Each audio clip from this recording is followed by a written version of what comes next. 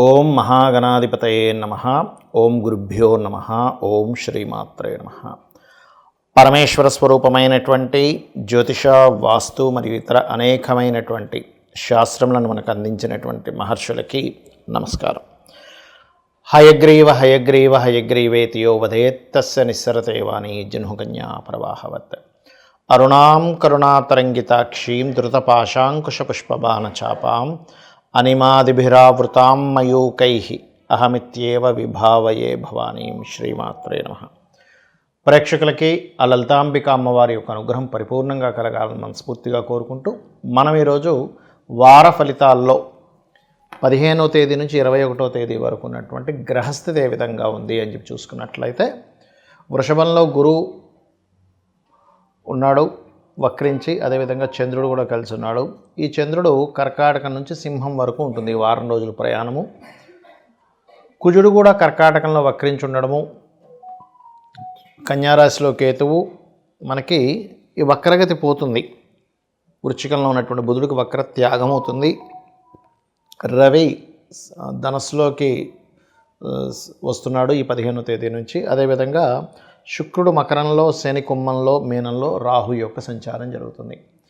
ఈ యొక్క గ్రహస్థితిని అనుసరించి ద్వాదశ లగ్నాల వారికి, లగ్నం తెలియని వారి రాసులకి ఏ విధమైనటువంటి ఫలితములు జరగనున్నాయి, ఏ యొక్క విషయంలో కాస్త జాగ్రత్తగా ఉండాలి, మరియు ఎటువంటి పరిహార మార్గం చేసుకోవాలి అనేటువంటి విషయాల్ని చెప్తుంది నేనైనప్పటికీ కూడా చెప్పేస్తుంది సాక్షాత్ లలిత అమ్మవారిగా భావిస్తూ ఒక్కొక్క లగ్నం లేదా రాశి గురించి మనం తెలుసుకుందాం. వృశ్చిక లగ్నము, వృశ్చిక రాశి. వృశ్చికం వారి కనుక చూసుకున్నట్లయితే పర్టికులర్గా మీకు రాశ్యాధిపతి అయినటువంటి కుజుడు భాగ్యస్థానంలో వక్రించి అష్టమం వైపు వెళ్తున్నాడు. అంటే ఇది ఈ కుజుడు ఎప్పుడైతే వక్రించి ఇటువైపు వెళ్తున్నాడో ఇది కొద్దిగా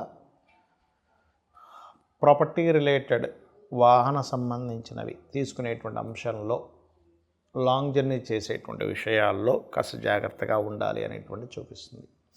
అలాగే మరొక విషయం ఏంటంటే, ఈ దశమ స్థానంలో ఉన్నటువంటి రవి 2వ స్థానంలోకి వచ్చినప్పుడు గవర్నమెంట్ రిలేటెడ్ ధనం ఏదైనా రావడం, గవర్నమెంట్ జాబ్స్కి అనుకూలత మీకు పెరుగుతుంది.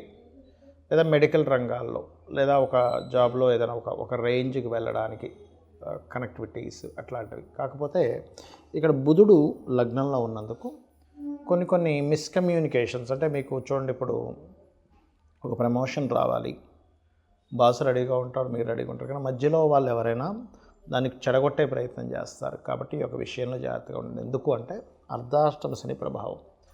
అర్ధాష్టమ శని ప్రభావం ఉన్నప్పుడు వృశ్చికం వారికి ఏమవుతుంటుందంటే, గాసిప్స్, అనవసరమైన గాసిప్స్ వల్ల థింగ్స్ కొంచెం మార్పు చెందుతూ ఉంటాయి. కాబట్టి ఎక్కడైనా అనవసరమైన గాసిప్స్ స్ప్రెడ్ అవుతున్నాయా అనే దాని మీద కాన్సన్ట్రేట్ చేయండి. అలాగే పంచమ రాహు ఉన్నందుకు రాజకీయ నాయకులకి, సినిమా ఫీల్డ్ వాళ్ళకి గొప్ప ఛాన్సెస్ వస్తాయి, అందులో ఎటువంటి డౌట్ లేదు. కాకపోతే ఇక్కడ కొంచెం మీరు అనవసరమైన ఊహలకి ఎక్కువగా వెళ్ళకండి, మరియు ప్రెగ్నెన్సీ లేడీస్ కొంచెం జాగ్రత్తగా ఉండండి.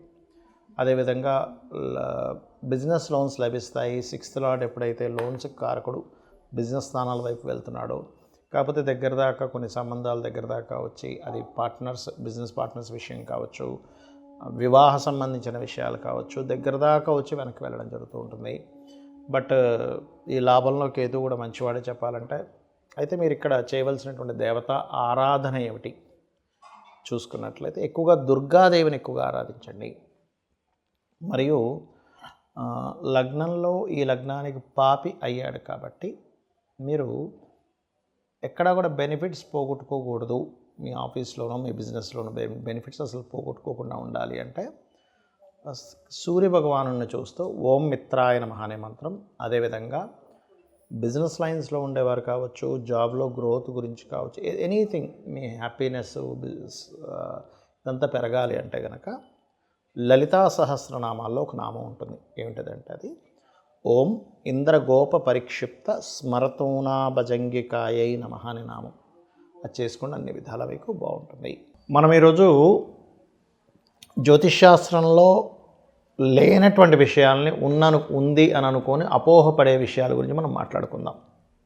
ఇవి చాలా ముఖ్యమైనటువంటివి. ఎందుకంటే కొంతమందికి చూడండి, ఆశ్లేష నక్షత్రము అత్తగారికి గండము అంటారు. నేను కొన్ని వేల జాతకాల మీద రీసెర్చ్ చేసి చెప్తున్నా. ఆశ్లేష నక్షత్రంలో పుట్టినంత మాత్రాన అత్తగారికి గండం అవ్వాలని రూల్ లేదు.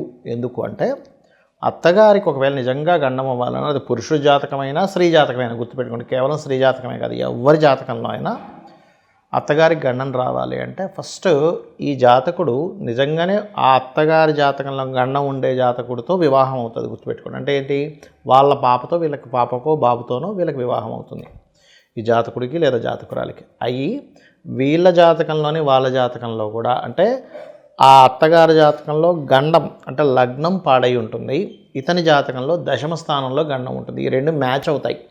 అలా అవ్వకుండా జరగదు. అంతేగాని కేవలం ఆశ్లేష నక్షత్రం కనుక అత్తగారికి గండం అని అనుకుంటే అది శుద్ధ తప్పు. మీరు రీసెర్చ్ చేయండి. ఏదో ఊరికే ఏదో మనకు పరాశర మహర్షి రాయలేదు, ఎవరూ రాయలేదు ఆశ్లేష నక్షత్రంలో పుడితే అత్తగారి గండం అని. మహర్షులు చెప్పింది మనకు ప్రాధాన్యం కదా, అది ప్రామాణికత. కాబట్టి నేను రీసెర్చ్ చేసి చెప్తున్న అంశం ఏమిటి అంటే కొన్ని వేల జాతకాలు తీసుకొని చెప్పినటువంటి అంశం ఇది నేను చెప్తుంది. కాబట్టి ఇట్లాంటి అపోహల్లోకి వెళ్ళకండి. అలాగే మూలా నక్షత్రం స్త్రీని జాతకం చేసుకుంటే మూలం ఉన్న వాళ్ళు పోతారంటారు. అట్లాంటివి ఏమీ జరగవు. ఎందుకంటే మూలా నక్షత్రం సరస్వతీదేవి యొక్క నక్షత్రము, గుర్తుపెట్టుకోండి. కాబట్టి ఇటువంటి అపోహల నుంచి మొట్టమొదటిగా బయటికి రండి. ఇక రెండో విషయం ఏంటంటే కాలసర్పదోషం ఉందండి జన్మజాతకంలో, అమ్మో ఇంకా ఏమీ అసలు పనికిరాదు, జీవితం మొత్తం ఇంకా అయిపోయింది అనుకుంటాం. నేను ఒక విషయం చెప్తాను. కాలసర్పదోషం అంటే రాహుకేతువులు, అంటే ఉదాహరణకి ఇక్కడ రాహు ఇక్కడ కేతువు ఉన్నాడు కదా, ఇక్కడనే కదా ఎక్కడైనా రాహుకేతువులు ఆపోజిట్ డైరెక్షన్స్లోనే ఉంటాయి. ఒకవైపు అన్నీ అంటే ఈ గ్రహాలన్నీ ఇటువైపు కానీ ఇటువైపుగానే ఉంటాయి. అంటే రాహుకేతువులకి ఈ రాశి నుంచి ఈ రాశి లోపల కానీ అటు కానీ ఇటు కానీ ఉండి ఒక గ్రహం కూడా లేకపోతే బయట వైపు దాన్ని కాలసర్పదోషం అంటారు. మీరు ఒక్కసారి నెట్లోకి వెళ్ళి ఇప్పటి వరకు ఎన్నెన్ని దేశాలు ఎంతమంది ప్రెసిడెంట్లు ఉన్నారో వారి జాతకాలు తీసుకోండి.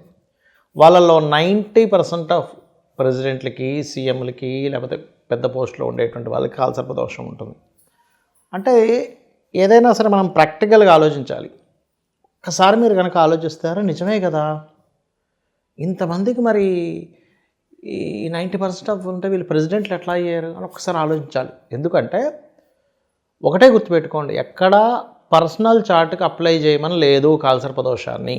కాలము అంటే పలానా దగ్గర సునామీలు, భూకంపాలు, లేకపోతే పెద్ద విపరీతమైన వర్షాలు, కరువులు, కాటకాలు, యుద్ధాలు, వీటి గురించి ప్రిడిక్ట్ చేయమని ఉంది శాస్త్రంలో.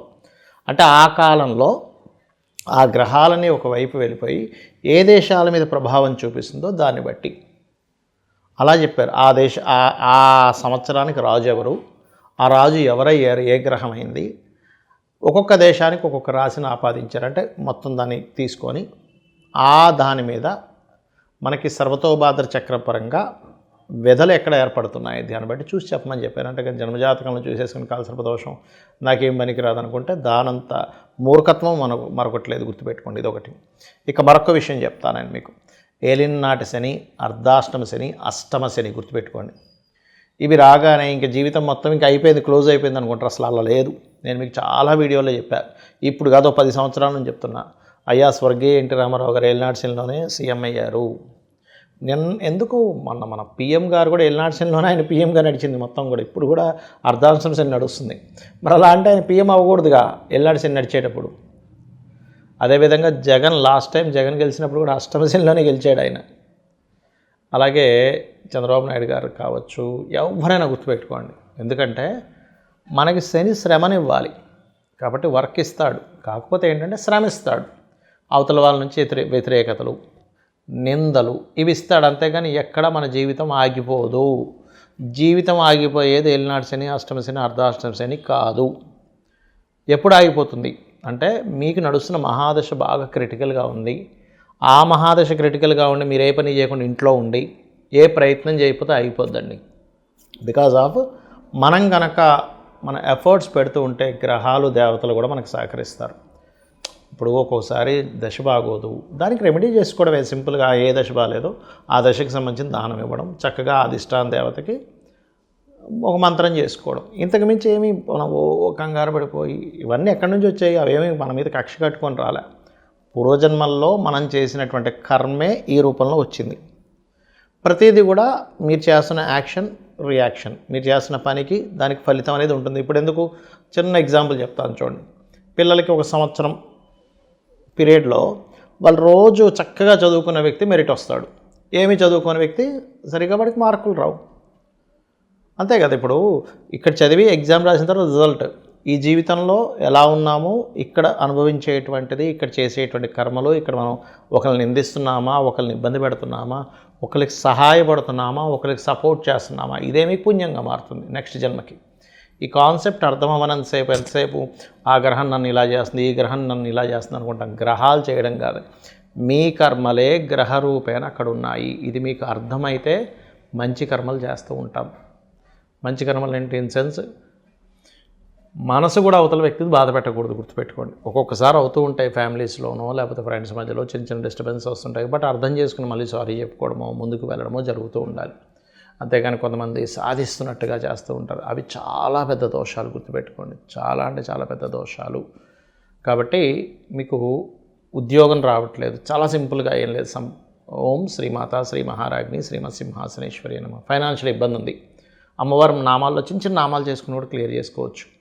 చక్కగా మీరు ఓం సంపత్కరీ సమారూఢ సింధుర వ్రజ సేవితాయ నమః, లేదంటే అప్పులు ఉన్నాయి ఓం అపర్ణాయ నమః. ఇలాగ 1000 నామాలకి అమ్మవారి అనుగ్రహం వల్ల మనం యూట్యూబ్లో చెప్పడం జరిగింది. ఒక్కొక్క నామాన్ని తీసుకొని చక్కగా చేసుకోండి, మీ జీవితాన్ని ఆనందమయంగా మార్చుకోండి. శ్రీమాత్రే నమః.